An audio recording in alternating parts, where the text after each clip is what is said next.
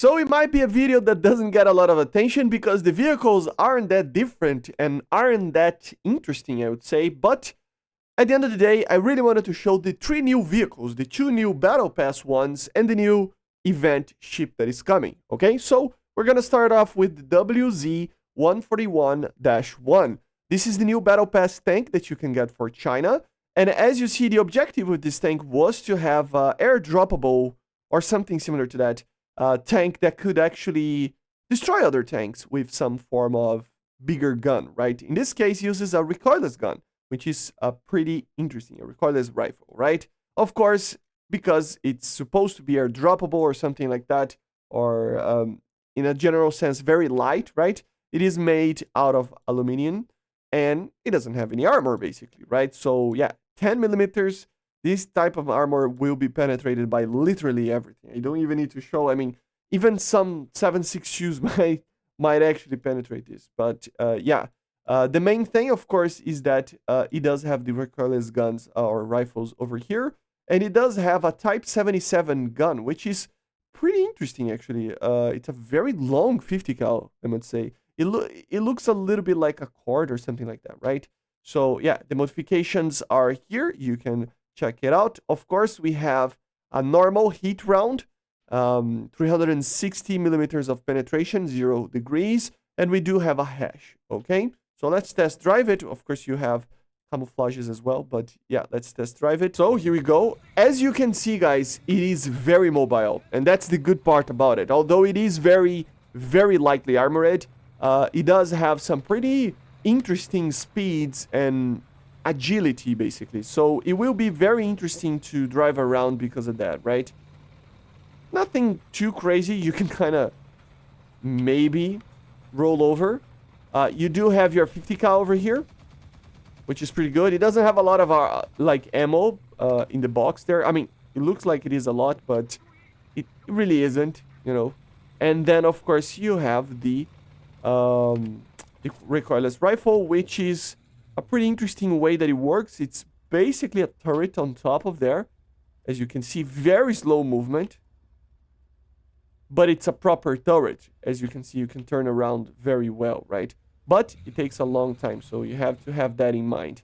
Of course, the 50 cal can kill, you know, technically lightly armored vehicles. But of course, the main armament is the you know, the recoilless rifle. And of course, you have 2 buttons to actually, the main and side ones, you know, to actually fire 2 rounds, right? So you can fire one with 1 button, and then of course, when it reloads, you can fire the other one, which is a little bit sideways a little bit, but yeah. And of course, you have hash as well. So this is the new Battle Pass vehicle for China. Let's take a look on the new Battle Pass aircraft. So 6.7, very low BR and heat round. So it should be very interesting to use. The other one, of course, is the new B-25, the SB-25J, the Dutch B-25 that we have here. What are the main differences here, guys? Well, it does have a little bit more of a firepower on the nose, but less turret, basically. So if you check it out, a normal B-25, let's just compare to it. Where are they? A normal J version, for example, will have the stop turret. And because of how the way that the nose works, it has only the 5 guns over here, right? 2 on each side and 1 on the nose there. But this one doesn't have the actual turret on top, as you see. You even have the circle for it here. But then it doesn't have the bombardier. And because of that, it does have extra guns, which is pretty interesting. Of course, this will still be able to carry the bombs. And I wonder how would you see where the bombs are going. Let me actually test fly this because I didn't fly it yet. But you would assume that, of course, it would be a little bit harder because it doesn't have a bombardier, right? So let's wait it out. So see, it looks a little bit more clean. It feels like a civilian aircraft if you look from behind. You still have your 50 cal on the back over here. You still have the side 50 cals, as you see. But it doesn't have a top one or a bottom one or anything like that, right? And it does have a bombardier screen here, which is pretty weird. I don't see anything that would look like that. So it should be removed, shouldn't it? It would be it would make sense to be removed, I think. But yeah, it looks a little bit more sleek, and of course, you have a lot of ammo and a lot of 50 cals. You have what, like, I need to check. It's like 12 or something.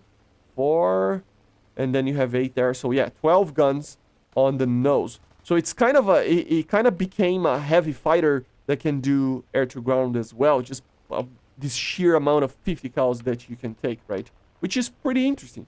It really is pretty interesting. Of course, here we have the we don't have the bigger bombs, but you get the point, right? So you can bomb and then of course intercept targets. So very cool, and it does have a cool skin. Nothing too crazy, and I will reiterate something that is an opinion of mine. We need higher tier battle pass stuff so that people will find it a little bit more worth it, in my opinion. I think this type of vehicle is cool, but imagine if it was a jet. A lot more people would get it, right? Because a lot more people play with jets, right? So this is only my opinion, but yeah. So let's take a look on the event vehicle, which is a little bit underwhelming for those who not play ships like myself. But yeah, we have the new ship over here, which is the, where is it? There. The Shisaka, right? Very cool skin, very different skin, as you see. This skin is realistic. It is historical. I saw some people commenting on the actual dev blog video, right? But yeah, it is a skin that exists, okay? And yeah, nothing too crazy. The interesting part is that, oh, there you go. Here's the 120 millimeters, right? In the actual, dev blog, I saw that it had 3 120 millimeters, and I was like, but there's no turrets in here. Which of these guns are the 120? So here we have it. We have a double stacked Tunding 120 millimeter, which is pretty cool.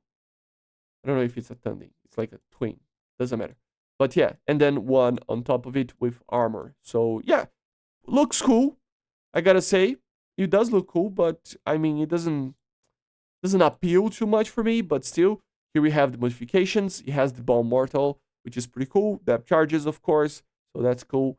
And then, of course, it has the 120s. You have time fuse and you have normal HE. So let's test sail a little bit just to show to you what it's like. So here we have it. Let me remove these. So yeah, the 120 millimeters, of course, will be pretty powerful for the BR that it is. And you have the nose one or the bow one. Is it a bow? I think it's a bow, right? And then we have the back ones as well. So the firepower is pretty okay, I guess, for the limited, knowing of stuff that I have in here. Let's see these are the, oh no. Yeah, these are the AAs, right? So we have the AAs over here, which are pretty good because they are 20 millimeter, 25 millimeter actually. So as you can see, it does a lot of damage and they can be very, very good. But of course, it's only those. So you have the main guns, as you see, and then the 25 millimeters. Nothing else to actually do any damage unless you're using depth charges and rockets and everything, okay? It's okay in the speed, as you see. It's an okay vehicle, I guess, but at the same time, for those who don't play ships, they will not care too much, okay?